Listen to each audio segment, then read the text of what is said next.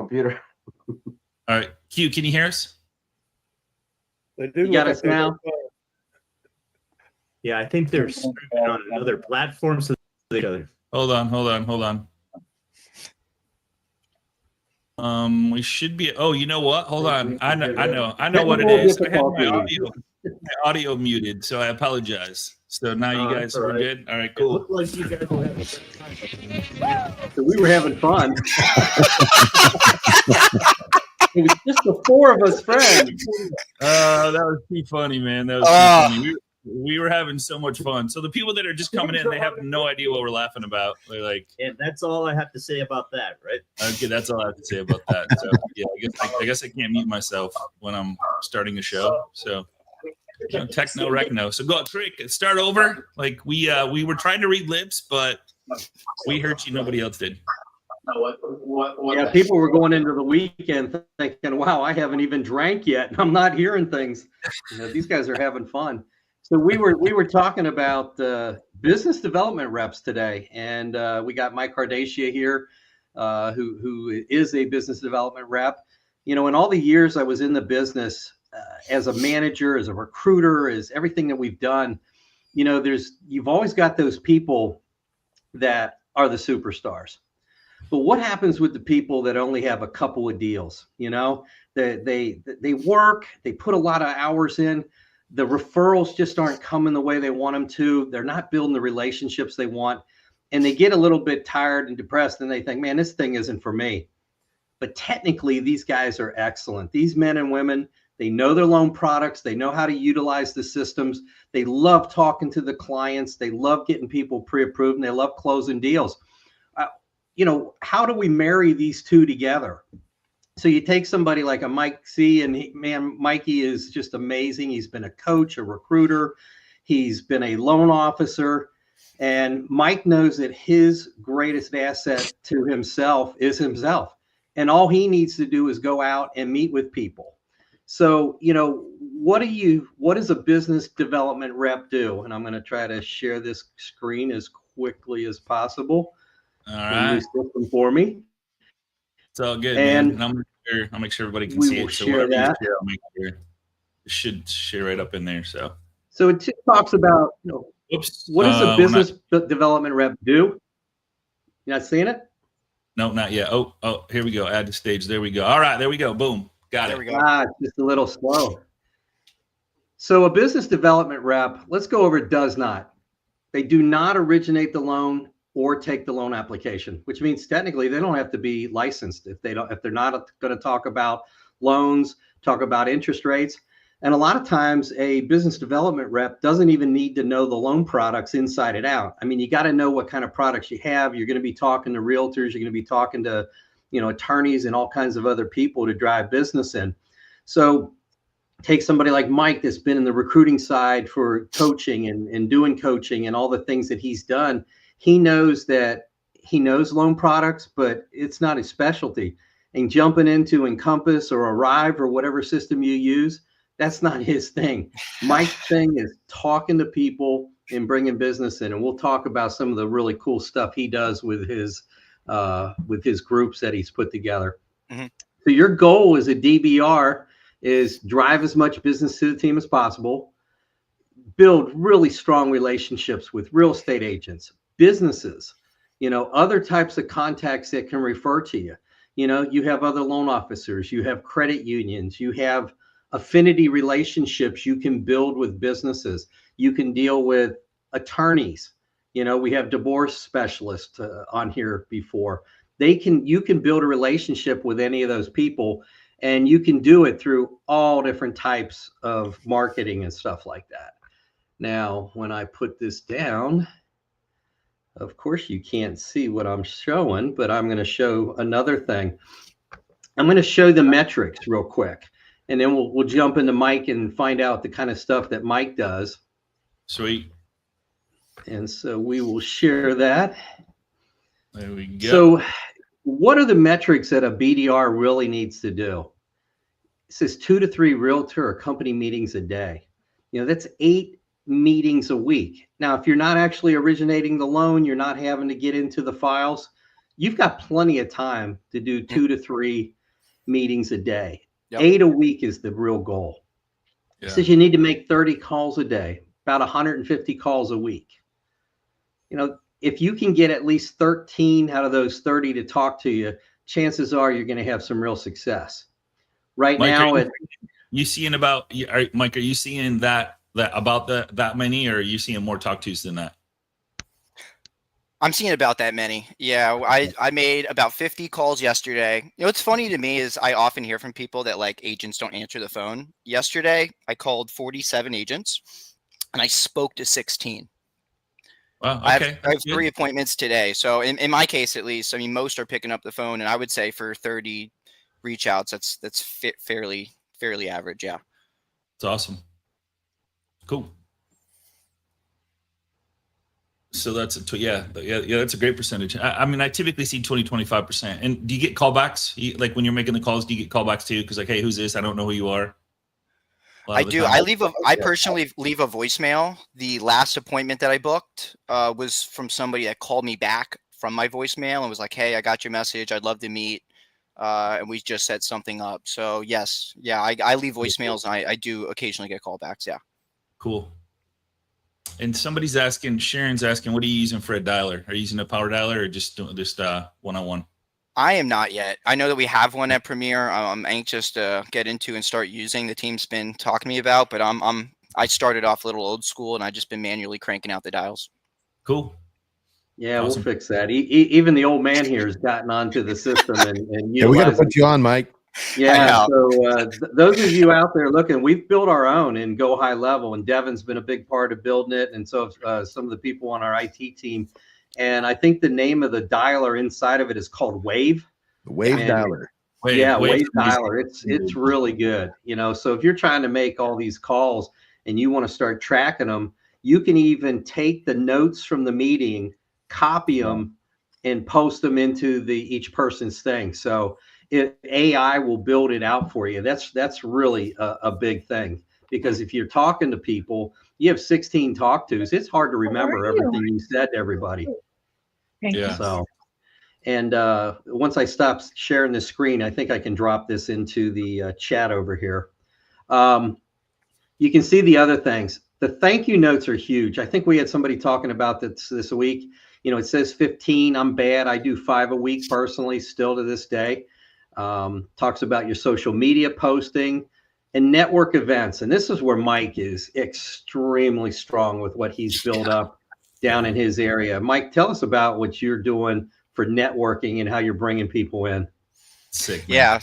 Yeah. Thank you. Yeah. So I love networking. I found that before I even really dove into the mortgage industry, I was really lucky that I got very involved in meetups like meetup.com. So when I first moved to St. Pete, I started attending meetups like the Young Professionals group, the New to Town group, different groups like that to make friends, and ultimately ended up starting my own meetup. So I run a group called Life in the 727. If you want a visual of what I'm talking about, you can just Google the group or look us up on Instagram. It's Life in the 727. That's like our area code out here.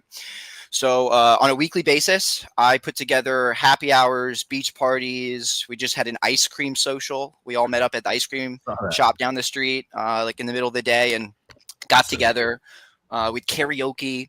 I have a small team of volunteer hosts that help me do these events, which is how we're so consistent. It's not like I'm doing all this by myself now, which has allowed us to build such a powerful, consistent, strong, growing community that it's turned into the best friendships of my life. It's turned into dozens of yearly referrals. Like I counted, I think I referred out 14 deals to real estate agents last year from the group, and introducing them to other agents in the area. Yeah, so that's huge. And more so than anything else, it's one of my ins to get with realtors in the local area. Because it's a hyper-localized meetup group, it's not a great way for me to introduce myself to agents like in Naples, Florida, or in Georgia or elsewhere. But at least in my town here in St. Petersburg, even within Tampa Bay, it's become my go-to, what I call my UVA, my ultimate value asset. So when I reach out to an agent and say, hey, Devin, I keep hearing great things about you. I run one of the biggest meetup groups. We have dozens of locals that come out every week. I'd love to see if maybe we could get you involved and introduce you to some cool people. Is that fun to set up a quick 15-minute phone call, right? Something like along that nature is what I would do, Devin.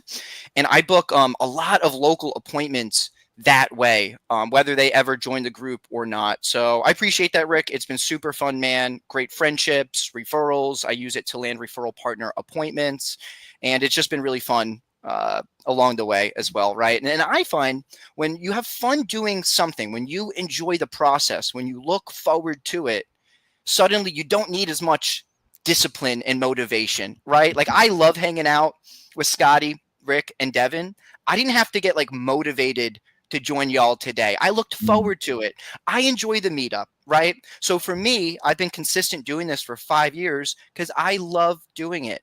And I'm all about doing things that make this business more fun, more consistent, sustainable. And for me, for some people, that's social media. For some people, that's going to networking events. For me, that's hosting my own. So I'm very fortunate that I found something I enjoy to do that also works really effectively in bringing in more business, And Jamal's saying great class ideas. My wife's a great BDR. She has an amazing business development rep. And then he's like, he says, we teach classes inside luxury homes. Get this. We teach classes inside luxury homes and host speed networking events. What? Love that. Very cool. Good ideas. Me, Jamal, I'd love to talk to you about having you on class and having you talk about that. I think all of us would, because we set our own loan size, right? If we're doing that, we're doing luxury homes, we're doing price, whatever price we want. We do the events there. We teach people in those homes. Who are we going to attract? Luxury home buyers, right? Luxury home agents. So, hey, Mike, I got a question for you, if you don't mind. Yeah. You host this event, Life in the 727. Do you think you could have the similar results just going to events that somebody else hosts on a consistent, persistent basis? Yeah, for sure. I appreciate you asking that. I always mean to introduce that concept, is that you don't actually have to host the event. There's a lot of authority that comes with hosting an event, a party, a show, a podcast, an event. Gary Vaynerchuk, who I love, calls that the high school party effect. If you're the guy or the gal that hosts the show, you're like the coolest person in the world, right? At least for that weekend. So there's definitely something to being the host, but no, you certainly do not. I have a lot of friends that may be real estate agents, financial advisors. Get this. I have a friend of mine, Taylor, that's into network marketing. Like he is partnered with a company that sells supplements and things like that, right? And dude, he's recruited over a dozen people to his downline. He sells us all supplements, including me, right? We all love him. He's built this massive, like, multi-level marketing business from just attending Life in the 727, right? Just plugging himself into my group and being friendly and networking and doing the song and dance, right? Just showing up consistently and being an awesome guy. Yeah. He's picked up a lot of clients and has even built his sales team through showing up to the events. So no, you don't actually have to host events. If you're going and just implementing proper networking strategies and meeting with people, that will be really successful too. Yeah. Just having clothing on that says who you are and what you do for a living is going to spark conversations about real estate, right? Oh, yeah. Shamelessly self-promote. That's what one of my favorite old managers used to say. Shamelessly self-promote. So, yeah. With it, what's really cool about what Mike does is that's just half of the deal now. So with a BDR, the most important part can be the back half. Because if Mike's out there, he's generating referrals, he's got people coming in, he needs a partner that he can trust. And Mike's got that partner he can trust over here at Premier. We've hooked him up with a friend of ours, Colby Rex out of Colorado. He's a new dad for the third time just yesterday or the morning before. So he's a little bit busy this morning. He couldn't join us, but unless he's on here and I didn't see him, but Colby he rounds out the rest of that team because now Mike has somebody that when he gets the lead, he picks it up, he does the introduction, Colby jumps in, takes over, and he takes that loan, from start to finish. And Mike's able to stay out of the files. Mike, whatever the issue is, It's Colby, his assistant, and the processor's job to get it figured out. And that's what's hard to find. So when I started off, I don't remember if it's when they could hear us or not hear us. If you're one of those loan officers that you can just make it rain, but you hate doing the deals, you might need to look at splitting up your deal, doing more volume, maybe taking a lower cut so that you can have a real business or a real loan officer assistant who's licensed take those deals for you. But maybe you're that loan officer out there that's just struggling. The last 4 years have been tough, and we saw some numbers yesterday that were just crazy about what percentage of the industry is closing less than 3 loans a month. It's like 65% of the industry is closing less than 3 loans a month, which is just nuts. But if you can take somebody and you're like Mike and you can bring in 6, 8, 10, 12 leads, but you can't handle them, get a business or get a loan officer assistant. So if you're that loan officer assistant or a loan officer out there that's doing 1 deal a month and you're just dying and you want to make more money, maybe you need to look at being somebody else's teammate in LOA. Do 6 or 8 deals a month. Get a. In most cases, we recommend paying a salary. Get a salary plus some override. And if you still bring in your 1 deal a month or 2 some months, get paid a little extra on those. So, if you've never thought about being a teammate with somebody, now's the time. And if somebody wants to talk to me, Scotty, they know how to get a hold of me, or they can find me in LinkedIn. Absolutely. We can talk to them about how to do something like that and how to set their team up. Yep. Cool.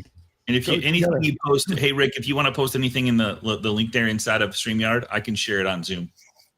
So whatever, if you have a link or something. Yeah, a couple things too, real quick, Coach. We had somebody offline ask for the presentation deck. So if you drop that in there so we can put it out on Zoom, that'd be great. And then Pedro wants to know, does the BDR need to know all the guidelines and programs? And if not, how do you handle those questions when they pop up? Awesome question. In my case, no, not at all. It actually really hardly ever comes up. And as they do, I would get that person, lead, realtor, connected with my loan partner. I'm just like, hey, awesome question. Kobe's a wizard with that stuff. Let me get you connected with him. Like, that's his seat on the bus. Previously I worked with my mom. So I always positioned it as, hey, my mom's the senior loan consultant on the team, my business partner. Hey, awesome questions. She's really the best person to chat with you about that. And it's never been weird. I know a lot of us feel like this imposter syndrome, especially like maybe if you're new getting into the business, getting asked a question that you don't know the answer to can feel incredibly scary in the moment. And we're often told just to like say, hey, no big deal. I'll figure it out for you. Let me get back to you in an hour. Or, hey, let me connect you with so-and-so on my team. Guys, it works. I've done this hundreds of times and I've never been challenged on it. I've never lost a relationship. I've never gotten bad feedback or input. People respect that there's different roles on the team, right? So in my case, awesome question, Pedro. Like if I was your BDR, let's just say, for example, and I was chatting with Rick and he asked me about a guideline. Hey, awesome question. That's totally Pedro's wheelhouse. Would you mind if I got back to you or could connect you guys by the end of the day? Would that be all right? Awesome, man. Hey, is there anybody else we can help? And just keep it going. What? You just asked again. Like, who else? Who else can we help? I love it. That's awesome. 100%. Go ahead, Devin. Oh, we just got another one in there. How do BDRs typically get paid? BDRs can get paid. I've seen that's an interesting question because couple different ways. Who is that? Oh, is that you, Rick? Oh, yes. There's a few. Ways, there's definitely. I've seen a BDR get paid multiple different ways. I've seen a larger salary and small commission bonuses. Like a 60, 70K salary and small bonuses. I've seen it be a small base pay, like $2-3 grand a month, and a larger comp plan. And then I've also seen like a straight 50 basis point, 40, 50, 60 basis point comp plan for bringing in deals and letting the team take that from finish to close. So there's multiple ways to peel the orange here, if you will. I can't say there's a right or a wrong. You'll see different companies that do it differently. Now, in my opinion, this is a performance-based role, right? This is a sales role. This is a lead generating, marketing, networking sales role. and I prefer to get paid based off performance. So I'm one to opt in, and if I were you hiring a BDR, I would be putting them on like a 50 basis point plan. Cool. Excellent. Yeah, that's the way to do it. You know, typically the BDR is going to be making basis points in our world, and then the loan officer assistant, we think it's best to set up on a salary and a smaller bonus. That way, if the BDR really takes off like it should, you can bring that second loan officer assistant in and not have to worry about, oh my gosh, I'm going to cut my current one's pay in half and ask them to help them grow. That's not going to work out too well in most cases. So, you know, if you can pay them a salary plus a little override, and it comes out of your share. So if you're one of those loan officers making 100, 125 basis points or somewhere in there, you need to know how to cut that mix up. Most of your companies can do it, but again, if they want to sit down, you know, I can always talk to people, help them with how to set that up and get your team going. You know, we know a loan officer who owns her own company up in the Baltimore, Maryland area. And this woman, I think 1 month this year, she closed 75 loans. Ooh. She had 4 different licensed loan officer assistants. Each one of them had a processor, and each one of them had an assistant. And she's built to that level, you know, over the last 7-8 years. You know, it didn't start out that way. It started off with her doing everything. And then now it's gone to where, you know, she's got that full team, and yet she'll still take the initial call from everybody she can and then hand it off and do the referral to the team. So this BDR model with a good LOA, it can work. Well, and Coach Brad Broughton in the chat said, business owners work on the business, not in it. Be a business owner, right? And that gal you're talking about up north, she's a business owner, right? You know, 75 transactions in a month. That's a business owner right there. You know, so if you want to be the business owner, perfect your business, and then bring those BDRs in, right, and ramp it to the next level. Sorry for cutting you off, Mike. I just had to give Brad a shout out because what a great quote. Dude, that is a great quote. I was just thinking, you know, just kind of dawned on me as we've talked about these 2 roles today, is that the BDR role itself, in my experience, very much shatters 2 very popular misconceptions that loan officers have in our industry. It's popped up a lot in my coaching career. You know, one is that we need to know our guidelines inside and out. Kind of piggybacking off of Pedro's question earlier, you know, as a BDR or even as a loan originator, it's okay to not know all the answers. People will work with you if you're willing to get them the answers and build a real relationship, right? Provide value to them, stay in touch, right? Communicate great, right? People will work with you even if you're not the loan wizard, because I'm certainly not. And on the other hand, there's a misconception about I can't pass my files along, right? My agents, my clients, my leads, they want to work with me. Right? They reached out to me. I can't let go of control and trust an assistant. That's a big misconception as well, right? Like I'm practically 0% involved in any of the transactions I've ever done with my mom or here at Premier now that I've started. And that's okay because people trust that the person that I'm referring to is taking great care of them as they are. And we're closing loans on time and treating them great, right? And that's all the agents want. They want their commission check on time. That's all borrowers want, is somebody that's going to be a professional and take them to closing and make it as smooth of a process as it can possibly be. We're not as important to the process as we think we are. So just like, I don't know, it just kind of hit me today. There's 2 misconceptions there, that we need to know programs and products and guidelines inside and out to earn trust from agents. Otherwise, we can't even reach out to them. Totally not true. And B, we can totally delegate and pass our files along as long as we have a competent, skilled, experienced team to back us up, right? With that caveat, of course. You know, here's where my mind goes. Mike, are you the brand? Are you the front-facing person that people come to know, like, and trust, and then hand it off to the actual LO, or is the LO the brand, or both? Both. Yeah, it's both because my loan partner also brings in their own deals, so they have separate relationships that as they bring in their own transactions and close those are separate from my commissions and business, right? So we'll both get paid out on the deals I bring in. So I'm the brand, I'm the face for my business.